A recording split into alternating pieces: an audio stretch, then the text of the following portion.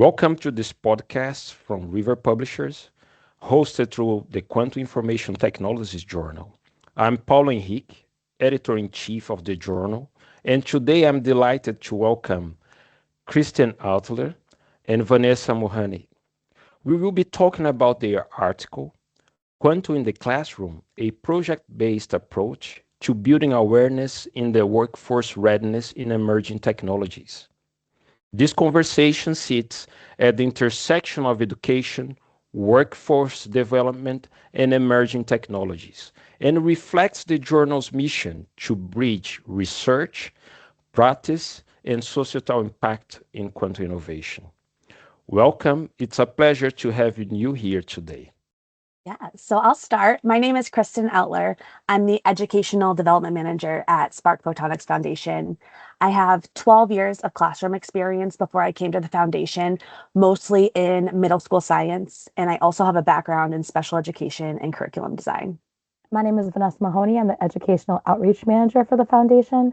I also have a background in education. I taught 15 years, sixth grade math. And when I came to the foundation, I started implementing our programming across our state of Massachusetts. And now I'm responsible for expanding our programming across the globe. The Spark Photonics Foundation, we have a mission to engage students with high quality STEM education and outreach through real world applications. We started with photonics, semiconductors, and advanced manufacturing, but we've recently added quantum education to that as well. What motivated you to develop quantum in the classroom? And why is early exposure to quantum technology so important right now?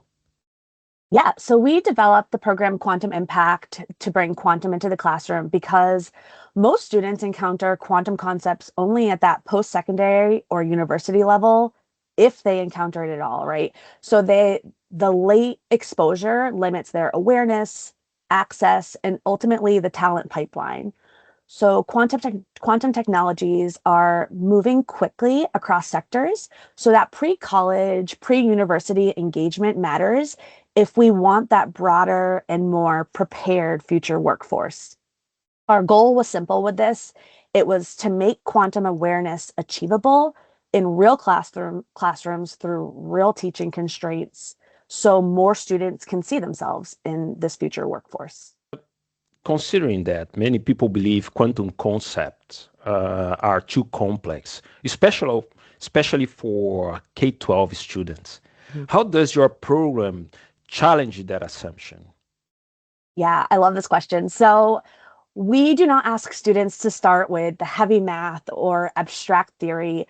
We start with the relevance in the application when we talk about quantum. Students explore why precision matters and why quantum could outperform our current classical approaches.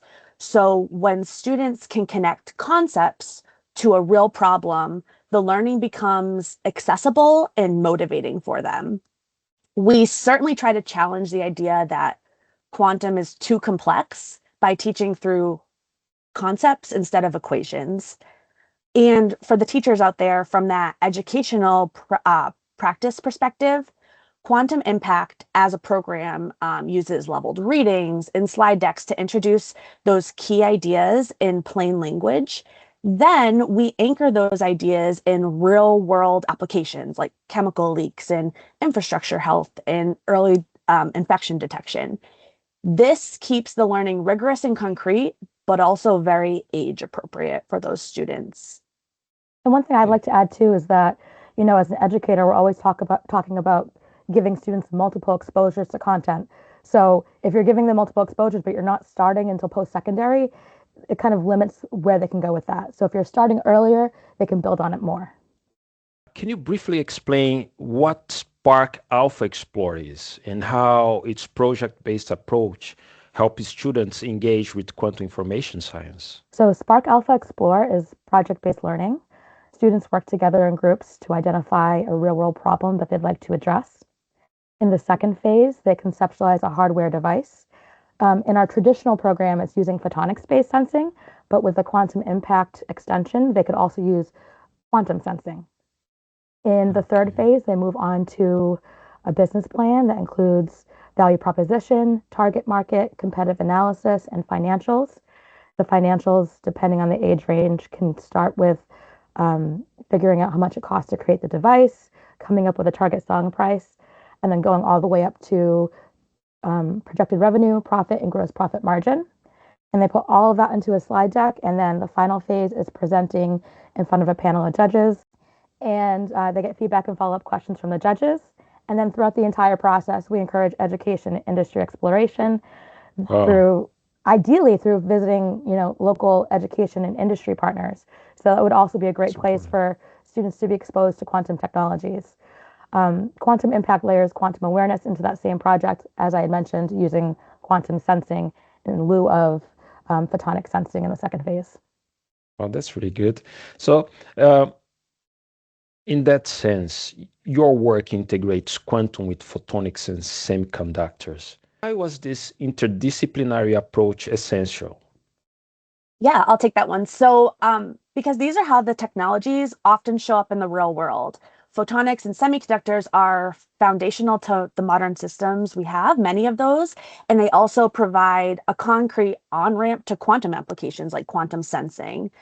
Integrating quantum, photonics, and semiconductors help students see quantum as a part of a broader technology ecosystem and not just an isolated topic. And so the quantum impact is a key extension of the program, right?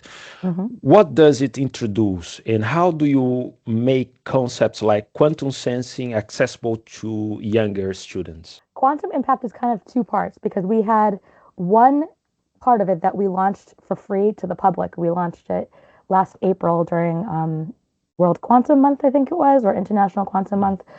And that includes some free readings, slide decks, and activities, introducing students to the key concepts in plain language. So what are qubits, superposition, entanglement. So taking those scary sounding terms and breaking it down to a level that students can understand. So that part is free, and we have that on our community of practice for anyone to access. And then we included quantum impact as an extension to Spark Alpha Explore, as I talked about before, where students have the option to use quantum sensing in their device, and there's also a decision matrix included that where they decide which one makes more sense. Does it make sense to use quantum sensing, or would photonic sensing suffice? So all of us together, we're trying to show, students the information in a basic format in a way they can understand, and then bring it to application in the conceptualizing of the device and talking about potential careers. I want to reiterate that what Vanessa said. The goal is awareness and meaningful application, not mastery of advanced physics in any way. How does the train the teacher model help scale quantum education effectively? That's a great question. So actually, when the foundation first started out, Kristen and I would travel around Massachusetts and implement Spark Alpha in classrooms. But the thing is, you're very limited with how far you can go with that because, well, how far can you drive reasonably to implement this program? So we knew we had to pivot, and that's why we started the train the teacher model, which allows us to reach teachers all over the country, all over the globe, and it puts teachers in the driver's seat. It allows them to adapt the program to their own classroom, their schedule, their pacing. They can tailor it to their students' interests and needs. And it makes it very flexible so that teachers can really feel like the project works for them and is not something they have to do a certain way. This is more approachable because, teachers are always being told they have to do things a certain way. So to have the freedom to implement a project in a way that makes sense in a classroom is really freeing. That's really good. Thank you. From a workforce perspective now, what skills do the students gain through this program that prepare them for the future careers in emerging technologies? Yeah, so we've talked a lot about building that awareness of emerging technologies, but I think what we definitely need to focus on are those students practicing those durable skills that employers are increasingly prioritizing because of the technology landscape and it changing so quickly. So in Spark Alpha Explore, as Vanessa said, the teams get to define a problem, they work through trade-offs, they get to communicate their design and defend their decisions using evidence and new information that they've learned. That means that students are practicing critical thinking and collaboration, communication, and even technology literacy in a very applied way. Those skills will last even though the tools and even the job titles are evolving at a rapid pace. So, what we even hear from industry aligns with the broader workforce trends. For example, the World Economic Forum highlights analytical thinking and creative thinking as top core skills. And it also emphasizes skills like resiliency, flexibility, curiosity as increasingly important as a workplace is disrupted by new technologies. So employers are not only hiring for what students know today, but for how quickly they can learn and adapt and solve new problems tomorrow. Now, in terms of global scale of this program, the program is designed to be adaptable internationally. Yeah. What are the key considerations when deploying it globally? Yeah, for that, we have two design priorities. So the durable skills that I just spoke about, but also the flexible delivery. So the core outcomes like problem solving, systems thinking, evidence-based decision making, those translate across borders because they're relevant in any workforce and in any classroom. And on the content side for the educators, this quantum impact, like Vanessa said, is modular. It's not tied to a single curriculum. Educators can plug it into their local standards and course expectations. For global scaling, some of the biggest considerations are language access and culturally relevant examples. So those are easy to plug in, and our documents are easy to translate if needed. And as was highlighted before, the community of practice, our digital community of practice, enables implementation at scale across borders. It provides this centralized space for training, resources, discussion, and educator sharing, and that can support cohorts across regions and across countries. What's next for Spark Photonics Foundation, and how can educators or organizations get involved with you? That's a great question. So, a major focus of ours going forward is Spark Ed. That's our professional learning initiative for educators that you were a part of last spring. So, we realized very quickly that part of the puzzle is also making educators aware of these technologies and making them feel confident in bringing it to the classrooms. As a former math teacher, when I first implemented this, I was scared, like I'm not a science expert at all. So we wanted to make sure that our teachers felt comfortable bringing photonics, semiconductors, quantum into their classroom. In SparkEd, we teach them about these technologies, and then we also show them simple, realistic ways that they can bring it into their classroom. So that's going to be a huge focus for us. Additionally, we have some follow along programming that's coming out, one that's in beta testing, and then another one that's still in production, but is going to get further into the weeds of the technology.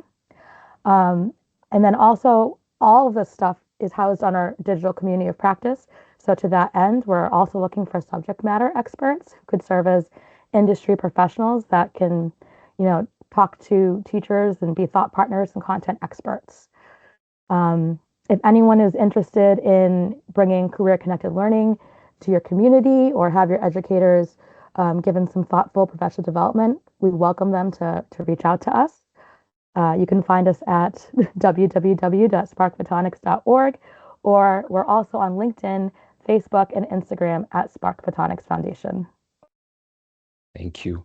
And to wrap up, especially for our audience, I would like to thank our guests for sharing their insights and experience.